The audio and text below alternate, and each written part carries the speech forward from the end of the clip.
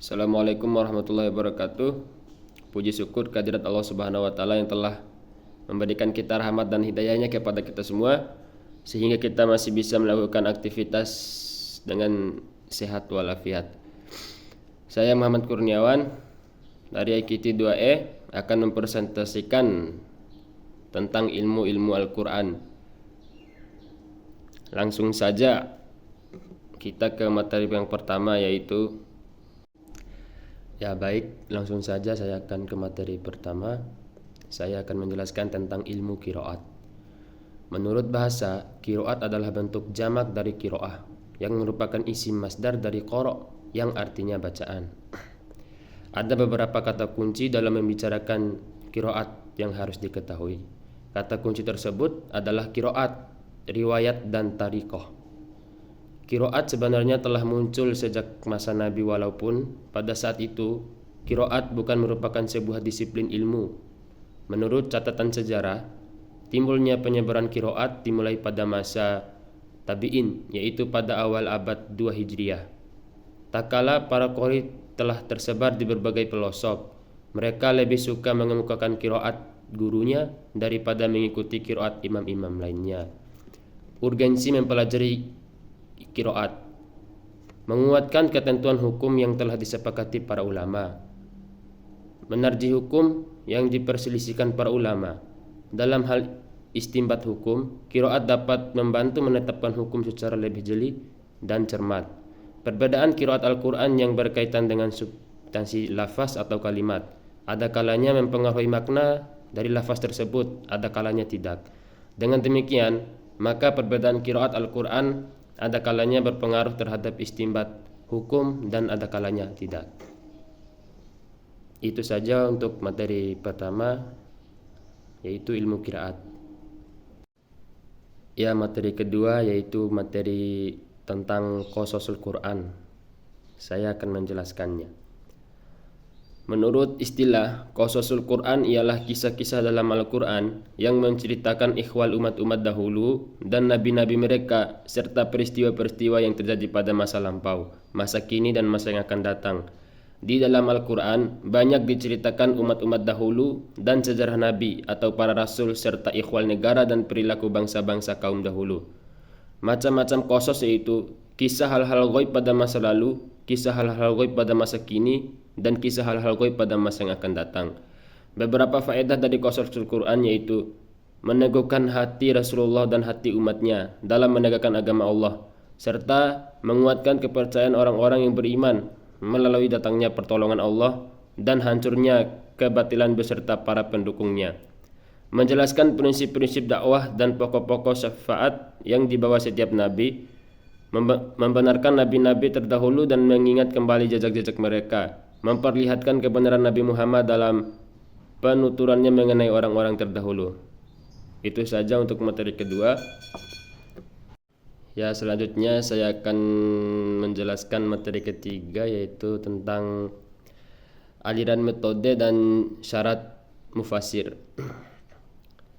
Tafsir itu penjelasan tentang arti dan maksud dari suatu ayat, yang dimana aliran tafsir meliputi aliran tafsir bil riwayah, aliran tafsir bil diroyah, dan tafsir bil al-isyari, dengan beberapa metode diantaranya tahlili, ijmali, muqaram, dan mudhu'i. Dan syarat menjadi seorang mufasir harus menguasai 15 ilmu, yaitu ilmu bahasa, nahwu, sorof, istiqaq, ma'ani, bayan, badi', qiraat, usuluddin, asbabun nuzul, naskh, mansuh, fikih, hadis, mauhubah. Itu adalah aliran metode dan syarat mufasir. Itu saja untuk materi ketiga. Saya akan melanjutkan materi keempat, yaitu tentang asbab an-nuzul. Asbab adalah bentuk jamak dari kata sebab, yang dalam bahasa Indonesia bisa diartikan sebab, alasan, motif, latar belakang, dan lain-lain. Jadi asbab an-nuzul adalah sebab-sebab turun, alasan-alasan turun, motif atau latar belakang turunnya ayat Al-Quran. Asbab an-nuzul adalah hal yang menjadi sebab turunnya satu ayat, kelompok ayat atau surat Al-Quran kepada Nabi Muhammad SAW. Hal yang menjadi sebab itu bisa suatu peristiwa yang terjadi pada masa Nabi Muhammad SAW atau pertanyaan yang diajukan kepada beliau. Para ahli ilmu Al-Quran mengatakan bahwa asbab an-nuzul adalah peristiwa-peristiwa yang terjadi pada zaman Rasulullah. Maka untuk mengetahuinya harus melalui periwayatan yang sahih dari para sahabat yang mendengar atau yang menyaksikan langsung peristiwa yang berhubungan dengan turunnya ayat-ayat tertentu, atau melalui para ahli yang telah melakukan penelitian dengan cermat, baik dari kalangan tabi'in maupun ulama-ulama lain yang dapat dipercaya. Itu saja untuk materi keempat, dan saya akan melanjutkan ke materi kelima. Ya, saya akan menjelaskan materi kelima, yaitu tentang a'am khas dan wujuh nazair. A'am khas merujuk pada ayat Al-Quran yang bersifat umum dan khusus. A'am merupakan lafaz yang masih mempunyai arti yang luas, sehingga dalam memberikan arti harus sesuai dengan pernyataan atau kebutuhan kalimat yang ada. Khas merupakan lawan kata dari a'am, yakni khusus, lafaz yang tidak bisa memperoleh dua makna atau lebih dengan tanpa membatasi makna lafaz itu sendiri. Al-wujuh dapat diartikan kesamaan lafaz namun memiliki makna yang berbeda, sebagaimana contoh kata ummah yang terulang dalam Al-Quran sebanyak 52 kali.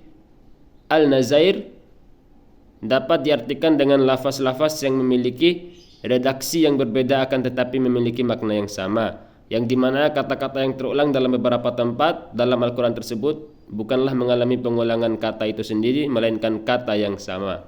Itu saja untuk materi kelima. Selanjutnya materi keenam. Ya, selanjutnya kita akan menjelaskan tentang materi keenam atau materi terakhir, yaitu tentang tafsir, takwil, dan terjemah. Yang pertama, tafsir merupakan ilmu untuk mengetahui kitab Allah yang diturunkan kepada Nabi Muhammad SAW dan penjelasan maknanya serta pengambilan hukum dan makna-maknanya. Dengan arti lain, tafsir adalah ilmu yang membahas tentang Al-Quranul Karim dari segi pengertiannya terhadap maksud Allah sesuai dengan kemampuan manusia. Tafsir bin al-Ma'sur merupakan istilah lain dari tafsir bi al-riwayah atau tafsir bil al-mangul. Tafsir bil al-Ma'sur yaitu menafsirkan Quran dengan sunnah karena berfungsi menjelaskan kitab Allah, sedangkan tafsir al-ra'yi ialah tafsir yang di dalam menjelaskan maknanya mufassir hanya berpegang pada pemahaman sendiri dan penyimpulan atau istinbat. Yang ketiga, para ulama ahli ulum Al-Quran telah membuat klarifikasi tafsir berdasarkan metode penafsirannya menjadi 4 macam, yaitu metode analisis, metode global, metode perbandingan, dan metode tematik. Dan terus pengertian takwil. Takwil adalah suatu usaha untuk memahami lafaz-lafaz Al-Quran melalui pendekatan pemahaman arti yang dikandung oleh lafaz itu.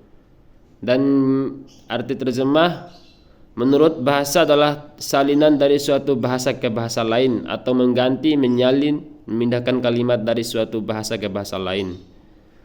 Dan yang terakhir saya akan menjelaskan perbedaan tafsir, takwil, dan terjemah sebagai berikut.